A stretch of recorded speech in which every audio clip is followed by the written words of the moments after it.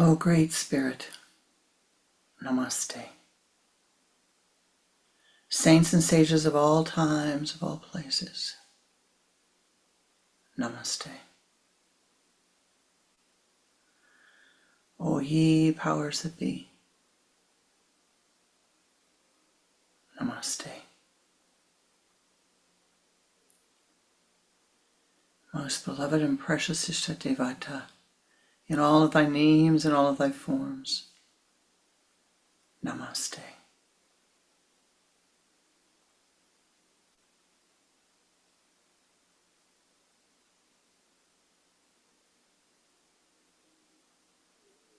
Om Shri Babaji Namaha. Om Shri Lahiri Mahasayaji Namaha.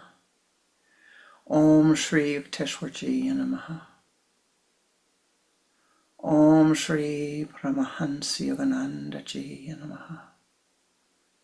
Om Shri Shaliji Namaha. Om Shri Kriyanandaji Namaha. Bless us.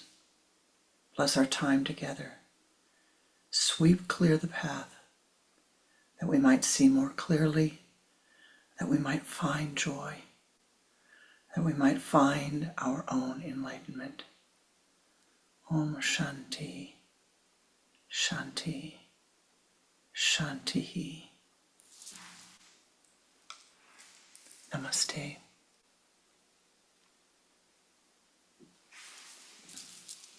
Namaste Ji.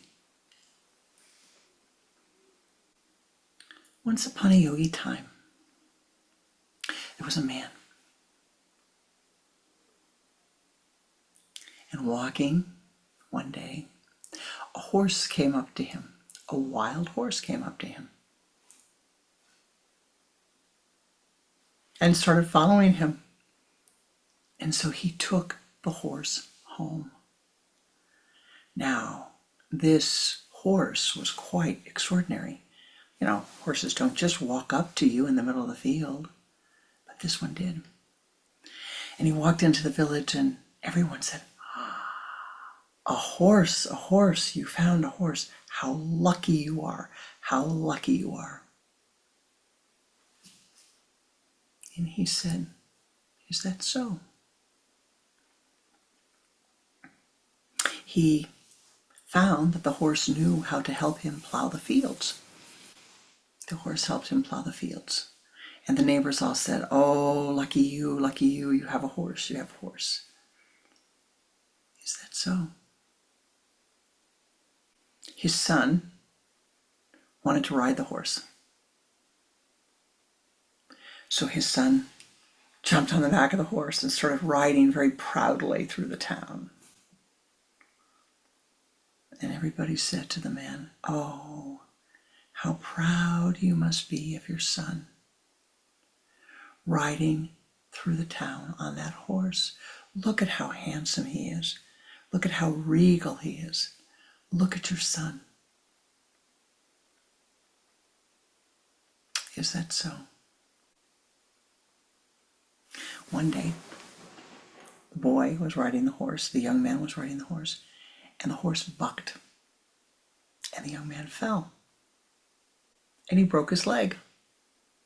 And everybody in the town said, oh no, what bad luck you have, what bad luck your son has, what poor luck you have. Look at that horse, it's so evil, so evil, so evil. Is that so? About a week later, the army marches into town, and they conscript all of the young men of his son's age. But his son couldn't go because he had a broken leg. And everybody said to him, oh, you are so lucky. And he said, is that so?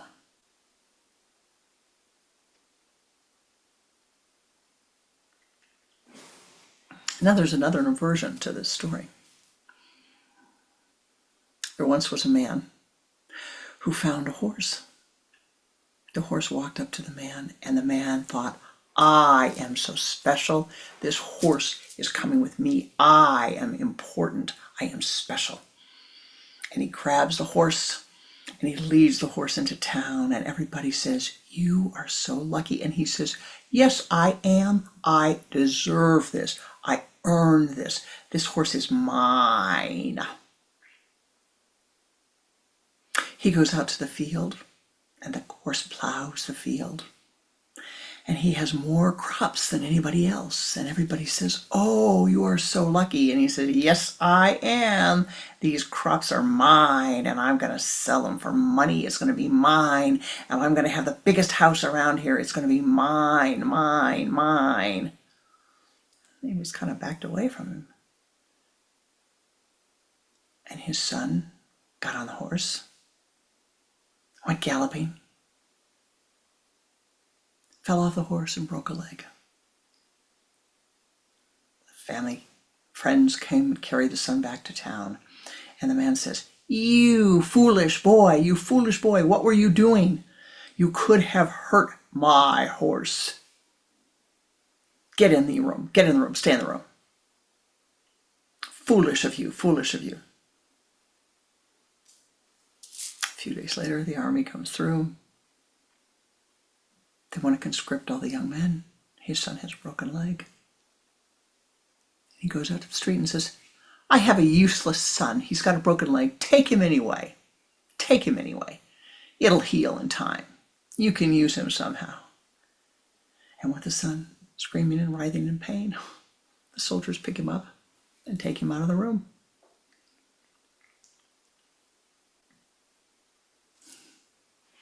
Which story do you prefer?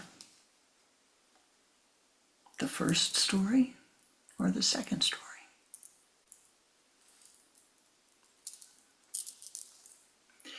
Which story is the story of your mind? The story that is able to approach life with equanimity, that is able to soften, soften, soften, soften? Or the part of your life which says, me, me, me, I deserve this. I earn this. This is mine, mine, mine. Nobody else. Are you like the old woman who went to the temple every day offering her incense to the Buddha? And one day she realizes the incense is going all over. She doesn't want that. So she builds a cone so that her incense only goes to her Buddha.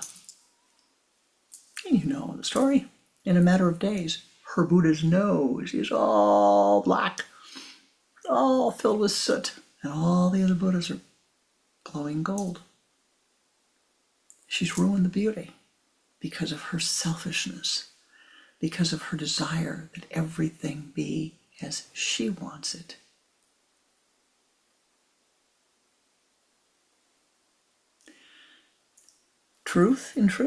In reality, we're all probably a little bit of both story. A little bit of both. A little bit of the kindness, the joy, the equanimity. The equanimity, is that so? The acceptance of life as it is that so? And a little bit of that, sometimes greed, sometimes anger, sometimes emotionality that arises in the mind. But what is one of the greatest obstacles along the path as we walk into this new moon in Virgo? Sun in Virgo, new moon in Virgo. It is the desire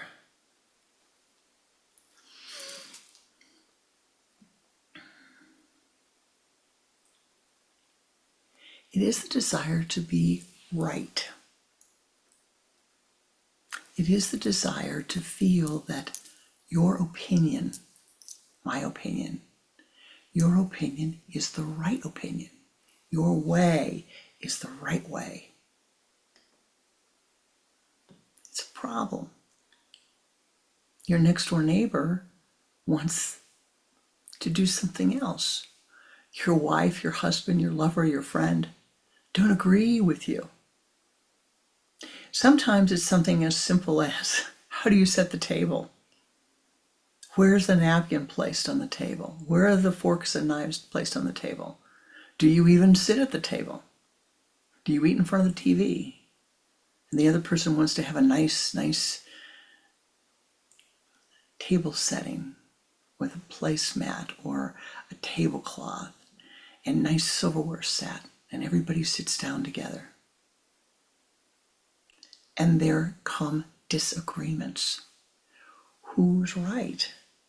What is correct? How do you spell something? Well, if you're in Europe, you spell C-O-L-O-U-R. In some countries, it's C-O-L-O-R. Other countries, it's C-O-L-E-O-U-R, if I'm remembering correctly. Which is correct? The reality is all are acceptable. The problem is the idea that your way is the only way. And so this becomes really a struggle in our relationships, and it becomes a struggle in our communications with ourselves, with others, and it really becomes a struggle on the path to enlightenment, to be able to see where your obstacles are.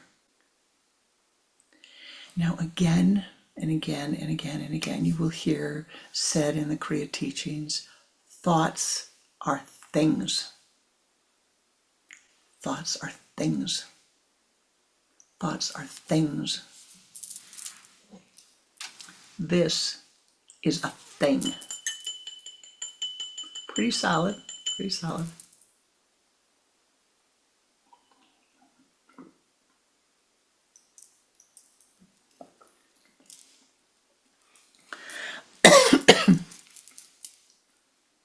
The water is a thing, liquid, not a solid.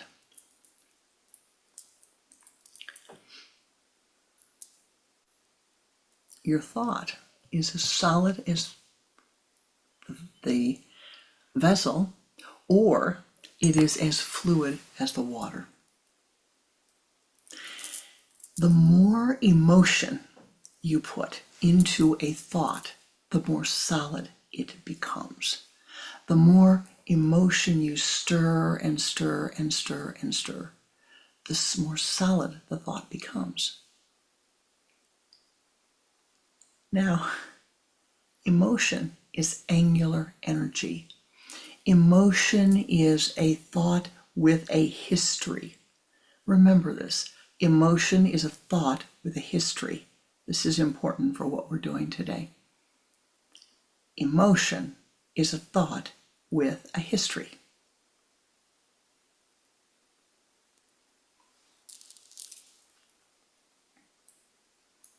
Each time an emotion rises in your mind and you cling to that thought, it is either a thought that is expansive for you or a thought that is constrictive for you. Now, if the thought rises in your mind, I think I'm going to seek out my own enlightenment. Oh, that'll be gone in an instant. Maybe that's a thought you should repeat. Every day in every way, I am seeking out my own enlightenment with ever greater diligence. Every day in every way, I am seeking out my own enlightenment with ever greater diligence.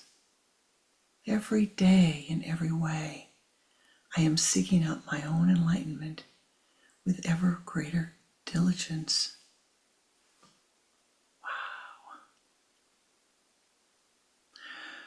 What would happen if you said that every day? Throughout your whole day, what would happen? You would solidify that thought into a crystalline light, into a light that really gave you direction in your life to seek out your own enlightenment. I am thinking that this is a noble thought to feed, a noble thought to feed. But too often what happens is we feed the a noble thought, non-noble thought, using the A, the Sanskrit, it's not noble. It is a thought that is emotional. Kelly Joe frowned at me yesterday. Peter is so mean every time I see him. Or really, the thought that is becoming more and more and more prevalent in the world. And we, as seekers, must do what we can to eradicate this in our own behavior. And that is the thought that, what I say in social media, it doesn't matter. What I text, it doesn't matter. I don't care what the other person feels. What I retweet, well, they said it first. What I retweet doesn't matter. It's all right. I'm free to speak as I choose. Oh, no. Everything that you do, everything you think, you say, and you do has an effect. If you say things that hurt other people, it's enough that we think things. That's not good. We must eradicate that with neti.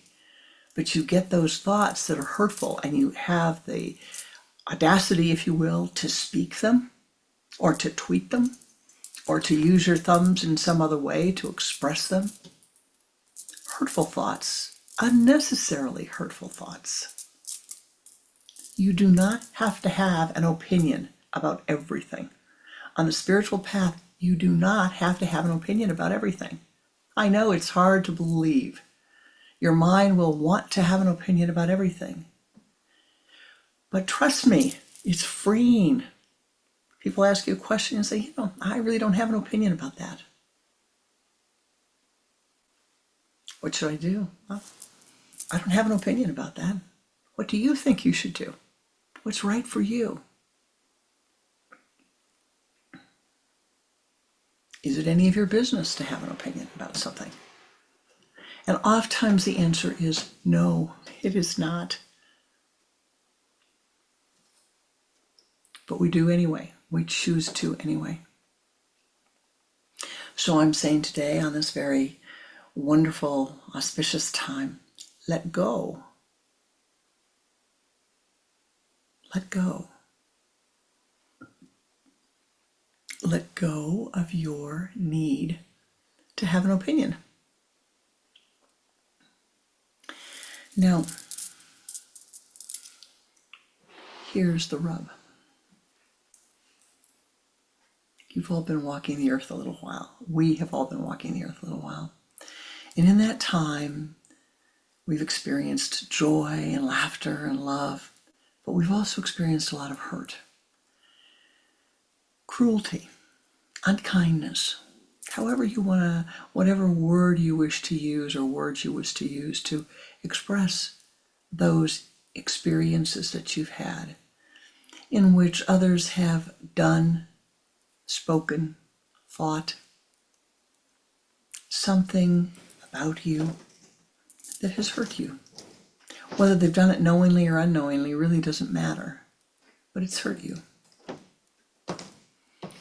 And if you look back at your life, you might find that you have a sack of these hurts, if you will. You might find that they weigh you down and that there is a big sack of them that you carry with you. We must spiritually do something.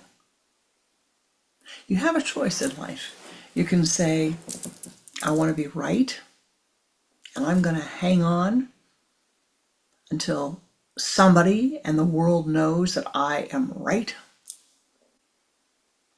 Or I am going to gain equanimity. I urge you to choose equanimity. You will be happy, you will become joy-filled if you let go of the need to be right.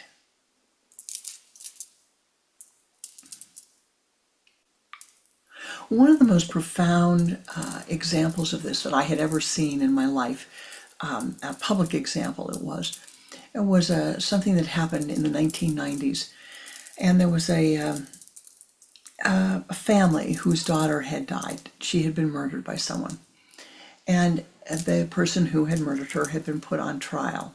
The person who had purportedly murdered her was put on trial and found not guilty. 20 years later, there was an interview with a brother and sister of this woman. And the hatred and the anger that was still in their voices, it was so visceral. They said, we're going to get him. We're going to get him. One way or the other, we're going to get him. We put money into this. We've got people following him. We're doing everything we can to make sure that he gets his. And at the time, I felt like it was a satori. And I hope that you will see the satori. 20 years, they had filled their lives with anger and hatred, resentment, sadness, rather than forgiveness. Had they been able to forgive him and say, wow, this is really a hard piece of karma. I'm really sorry that this happened. You don't have to like the other person, right? It's not necessary to like them, but can you forgive them? You don't have to like what happened, but can you forgive?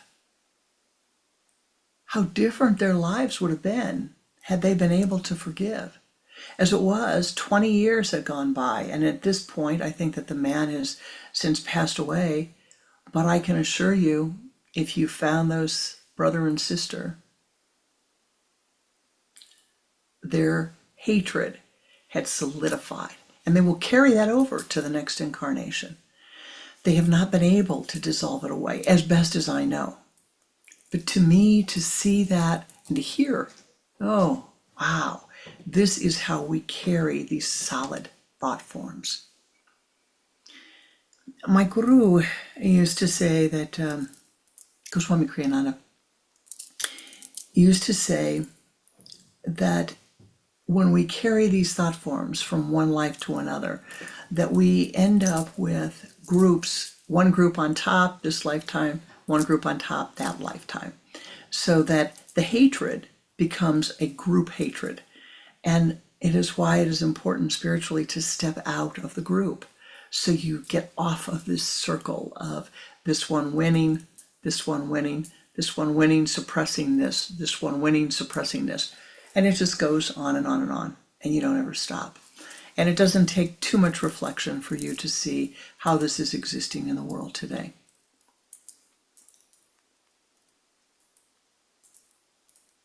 What does it mean to you? Well, the sun in Virgo, the moon in Virgo. Virgo is very, very detail-oriented. The Virgo wants everything to be just perfect, my beloved. We live in a world of imperfection. Everything can't be just perfect, as the Virgo would like it to be. But the Virgo seeks it anyway, seeks perfection, even when it is something that it does not exist in the earth plane. The most challenging trait of a Virgo is their self-criticism. All of us have a part Virgo within ourselves. All of us have a part of ourselves which is self-critical, which does not accept the nature of ourselves in this incarnation, in this body, but criticizes and criticizes and criticizes. You make mistakes. If you were perfect, you wouldn't be on the earth in a human body. Pick it up, stand up, and walk again. Stand up and walk again. Stand up again and walk. Stand up again and take that first step. And truly, today, one of the most powerful steps that you can take, one of the most powerful rituals that we have, is the capacity to forgive yourself and to forgive others. The forgiveness ritual, you notice I didn't say just forgive them. I said there's a ritual that you can use, a method, the blessing of Kriya Yoga. It's a ritual method that you can use again, not once, but again and again and again and again and again, to dissolve away those rocks, those pebbles, those hard stones of emotionality that you have drawn into your life. All thoughts are eternal. All thoughts are immortal. There's no such thing as a new thought. There is only your relativity to that thought. And if you repeat again and again, every day in every way, I am seeking out my own enlightenment.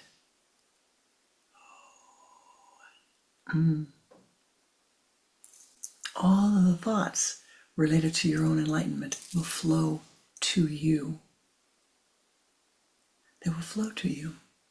They will bless you again and again and again. And if, on the other hand, you wake up and you say, so-and-so is a son of a gun, they did this to me. Look at that so-and-so. That's what's going to flow into your life. But if you do the ritual, there is a mystical, magical is not perhaps the right word, but a mystical transformation that takes place. And that is that those thoughts then dissolve away. You lose your relativity to them. You're no longer the magnet for them. You become like wood, demagnetized. These thoughts no longer can come to you. They are no longer drawn to you. And so we will spend the rest of our time. I would like to do two things with you this afternoon. Besides reminding you of your own goodness and reminding you that attitude, your reaction to any thought, to any interaction with yourself or with another, to the words someone says, to those things you read, to those things that you experience, all of this, all of these things can be neutralized with prayer, meditation, and ritual. Maybe you don't care to pray. That's all right. All prayer is bringing your concentrated energies together and sending a particular thought into the universe.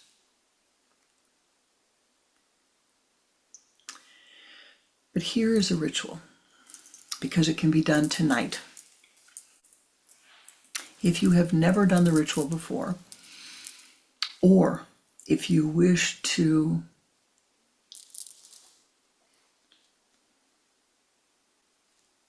intensify the effectiveness of the ritual, if you have done it before, it is done at midnight on the new moon. But it is the midnight entering into the new moon. So the new moon is tomorrow, Monday. Today is Sunday. Midnight, Sunday night is when the ritual is done, if you are doing it for the first time. Once you have done it for the first time, you can do it at any time. Now, before you do any ritual, you have to stop and think, who is it that I need to forgive? Now, I did not say, who do I want to forgive? All right? I said, who do I need to forgive? What experience has been the most irritating for me? What experience has caused me the greatest pain? What experience has caused me the greatest difficulty? At this time, what first comes to my mind that I need to forgive? And sometimes you will be surprised. Remember, it's at this time. So if it comes to your mind, say, all right, this is it, right now. It doesn't have to be the worst thing. It just has to be the thing that's right now that you wish to forgive. that you choose to forgive. Again, you don't have to want it. You're just going to choose to do the practice. You don't go into all kinds of machinations about it. This is what I've chosen to do. One thing.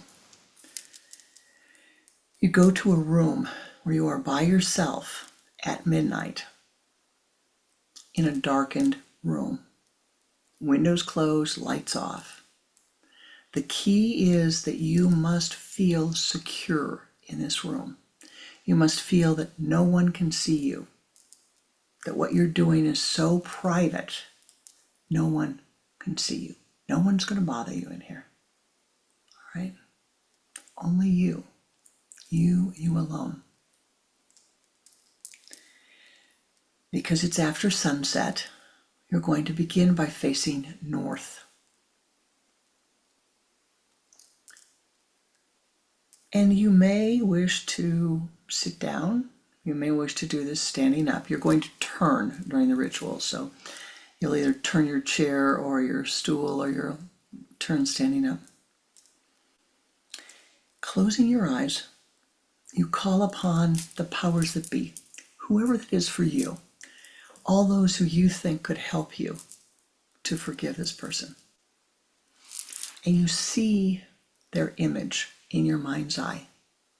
Now, some of you are going to say, I can't see when you tell me that. All right, feel the person in front of you. You can't feel, sense the person in front of you. You can't sense, it's okay. Know that you're doing the ritual for this person that you intend to do it for.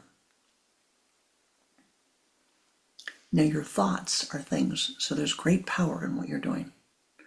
You're calling and asking for a blessing, that you might dissolve the karma between you.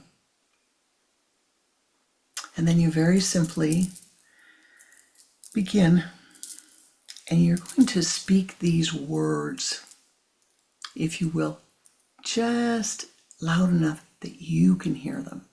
Not my voice, but like this, just like this, just like this. Only you can hear them. And you begin with the toughie. I forgive you. Now, I didn't say you had to want to do this. And I didn't say that the person deserved forgiveness.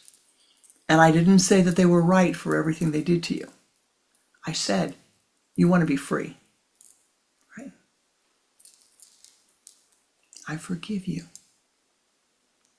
for everything that you have done, knowingly or unknowingly, intentionally or unintentionally, to hurt me, to offend me, in thought, in word, in deed. I forgive you. May the hurt be healed. May the karma be dissolved. Don't worry if you don't get the words exactly right. Close your eyes. And then you turn counterclockwise. You're beginning north, so you're going to turn to the west. And you repeat the words.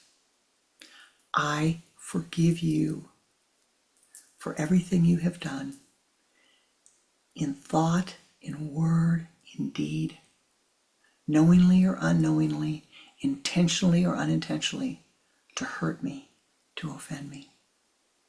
I forgive you.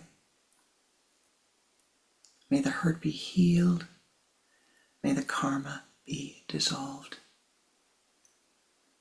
Just sit there.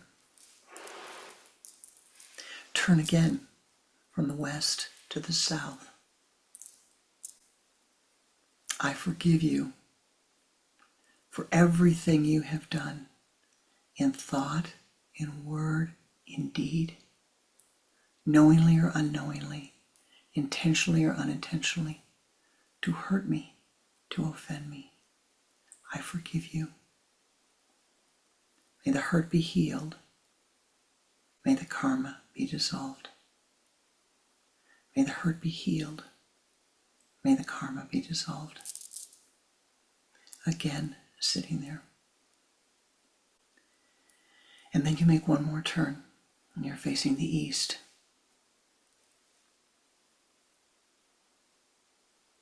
Again, bring the person's image to your mind's eye. I forgive you for everything you have done in thought, in word, in deed, to hurt me, to offend me, knowingly or unknowingly, intentionally or unintentionally. I forgive you. May the hurt be healed. May the karma be dissolved. May the hurt be healed. May the karma be dissolved. One last turn, back to the north. Now you come to the hard part, my beloved. Now you come to the hard part. You thought that was hard.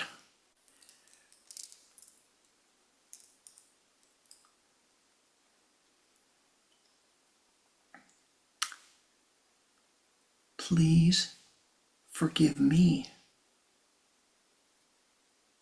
for everything I've done in thought, in word, in deed, knowingly or unknowingly, intentionally or unintentionally, to hurt you, to offend you. Please forgive me. May the hurt be healed. May the karma be dissolved. May the hurt be healed. May the karma be dissolved.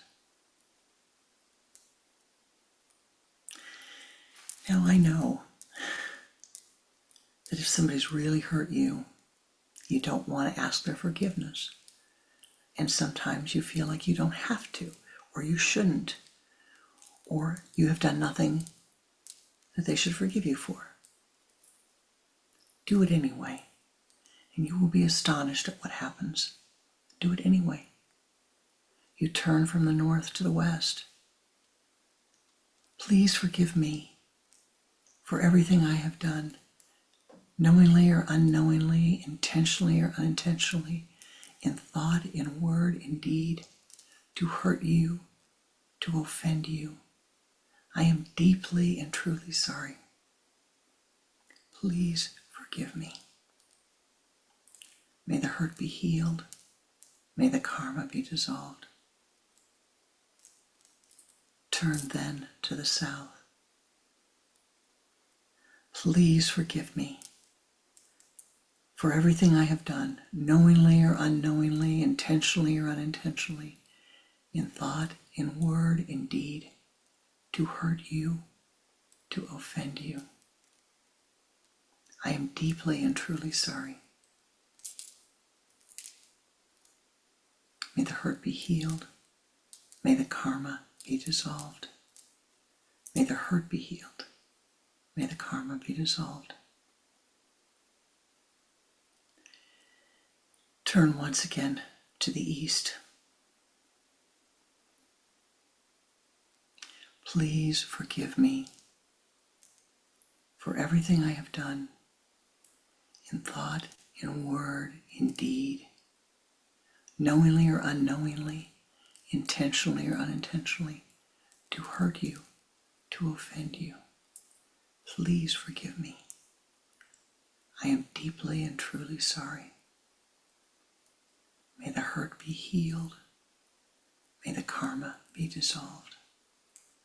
May the hurt be healed. May the karma be dissolved. And then turn back to the north and sit and observe what opens in your mind. Sometimes tears will come. Let them come. Sometimes there will be a great dissolving away. Let it come. Sometimes you will feel nothing happened. It didn't work. And then you need to do it again. Or you will feel as if you've peeled away part of the problem, but it hasn't dissolved away. And you repeat the ritual a second time. Sometimes you wake up in the morning after completing the ritual. And usually when you've completed the ritual, go to bed, go sleep, go rest. But if you can, wash your face and hands before you go to bed. If you can take a shower, that's even better. Just a short little shower. Wash off all the thought forms and go rest. Now, once you have done this at midnight, the first time, you can do this ritual anytime. The key is to be private so that you feel that you can do the ritual, that you feel that you can release this karma, that you can neutralize this karma. Your mind will throw up obstacles galore, like boulders in front of you. They don't deserve to be forgiven. Well, that's probably right. Do it anyway. I don't deserve to be forgiven. That's probably right. Ask for it anyway. I didn't do anything to ask for forgiveness. Really? Are you sure? Are you sure? Ask for it anyway. You mean you never thought a nasty thought about that person? Not once? You always thought kind, compassionate, and generous thoughts about them. Maybe you forgot. Ask for it anyway. And you will find, through doing this ritual, through making this ritual a part of your sadhana, it will enhance your sadhana beyond anything that you have ever done in the past. You will find that you are loosening the bounds of karma that are tying you to unhappiness, to greed, to sadness, to depression, to anger. You will loosen those bonds. They will dissolve away. And you will wake up one morning, as I did. You will say, oh my gosh, I'm happy. How did that happen? How did that happen? I came to the feet of my guru, and one of the very first things he said was, just be happy. And my mind hollered back at him from the far corners of the back of the room. That's a fine thing for you to say as you're sitting up there with that beautiful hanging behind you, radiant with light. It's a fine thing for you to say. You don't have, and I listed all the things in my own life that caused the blockage to happiness.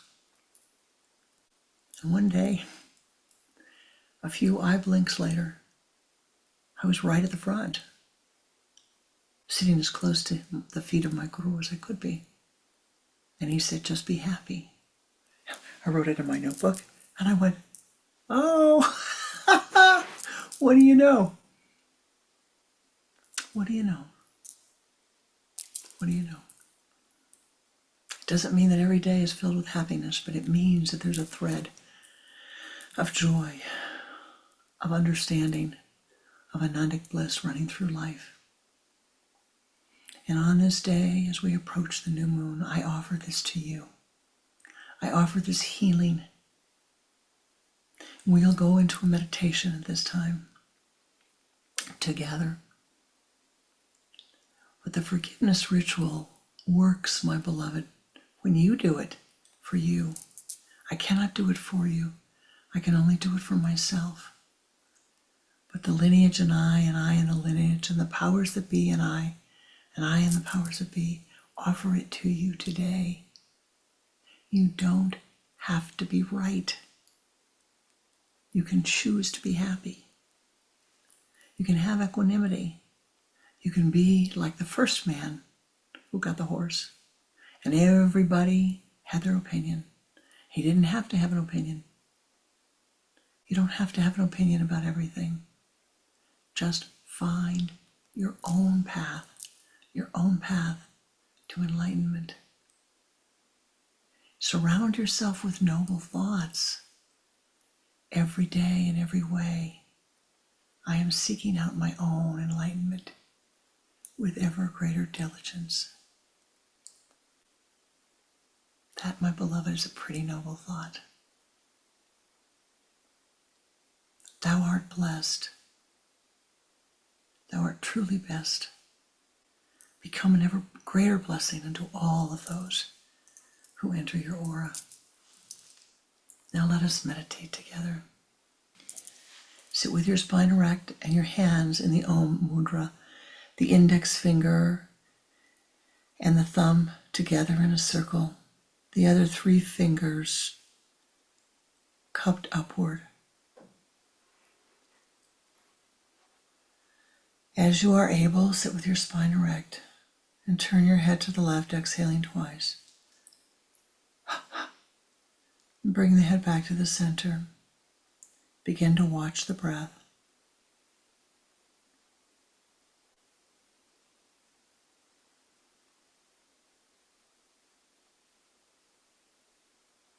Use the sipping breath. Draw the energy from the limbs of the body to the trunk of the body.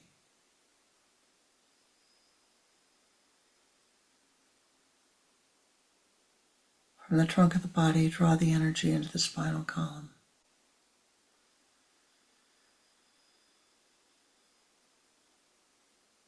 From the base of the spine, draw the energy up to the sun center.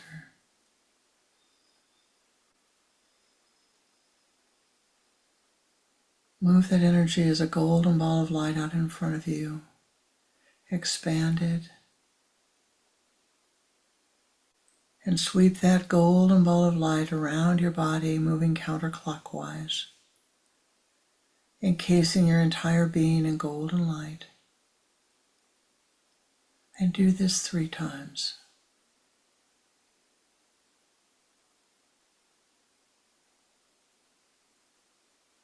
And now ascend.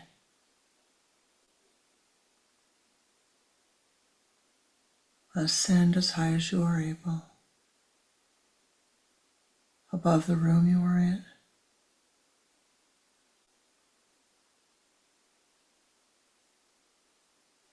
Above the building. Above the continent.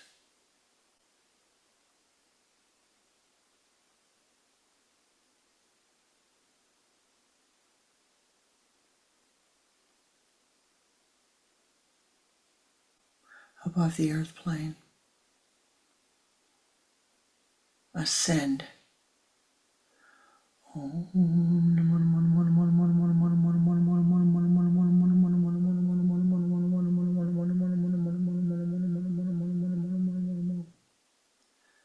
Ascend. Ascend. Reaching the high place of meditation, you find yourself in the grove of the meditators. And at this moment in the grove of the meditators, you will find all of the healers.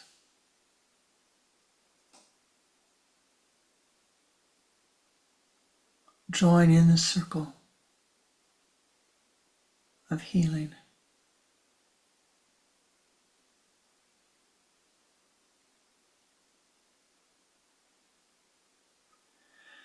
For to forgive is to heal ourselves. To heal ourselves is to forgive. To forgive whatever errors we have made. To forgive whatever errors others have made. To heal is to forgive. In the center of the healers is a light, the light of healing, the light of Kriya.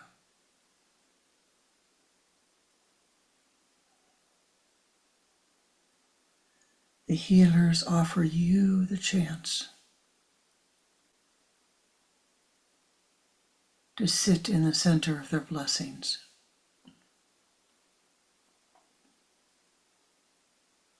To feel the golden lights of Anandic bliss pouring down upon you.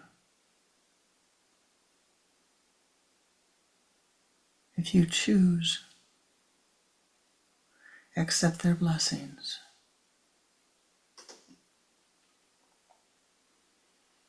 As you sit near the flame of healing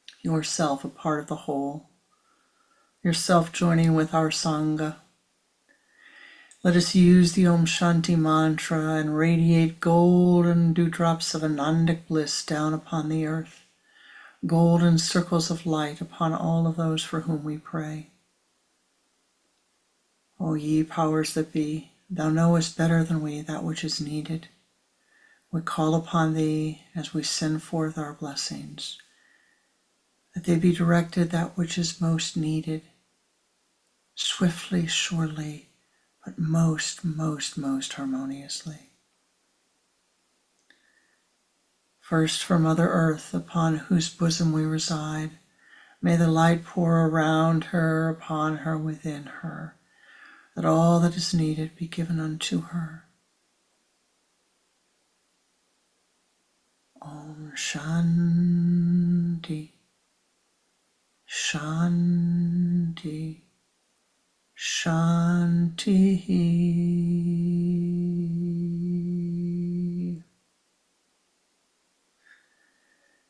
Continuing to use the Om Shanti mantra and sending that light from your sun center for all of those upon the earth who are suffering from lack of water, lack of food, lack of housing, from economic uncertainty, from life's uncertainties.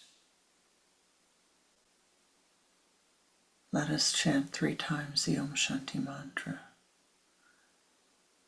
Om Shanti, Shanti, Shanti, Om Shanti, Shanti, Shanti, Om Shanti, Shanti, Shanti.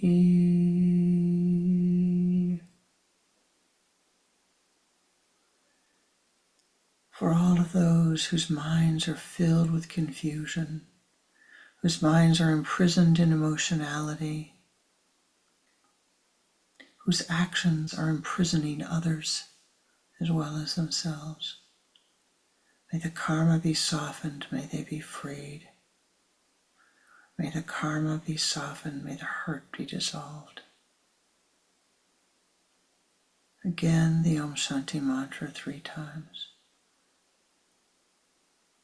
Om Shanti, Shanti, Shanti, Om Shanti, Shanti, Shanti, Om Shanti, Shanti, Shanti.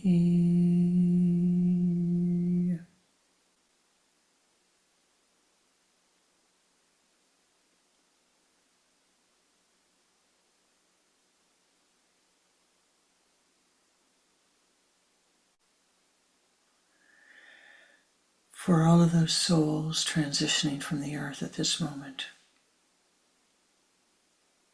may their transition be smoothed. May they remember their good deeds. May they remember their goodness.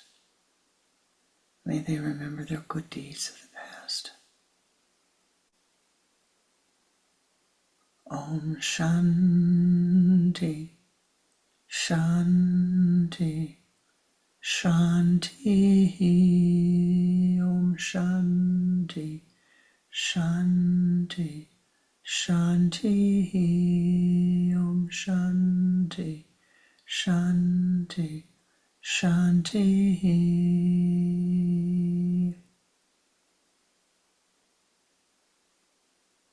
For all of those souls who are entering into the earth plane,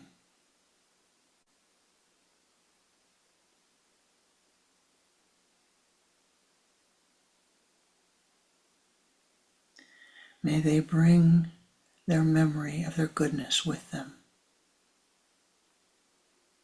May they find the right new incarnation. May they be a blessing unto all of those whom they enter the encounter in this incarnation. Om Shanti, Shanti, Shanti, Om Shanti, Shanti, Shanti, Om Shanti, Shanti, Shanti.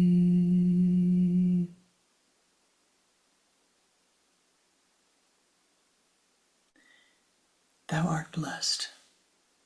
Thou art blessed. Thou art triply blessed. Become an ever greater blessing unto all of those who enter your aura. Om Shanti, Shanti, Shanti.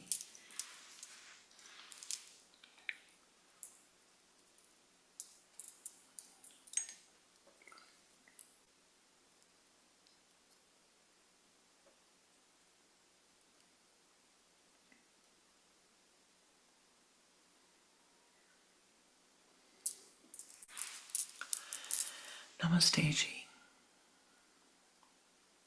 Thank you for the blessings of your presence. Thank you for your meditative energies, for your blessings.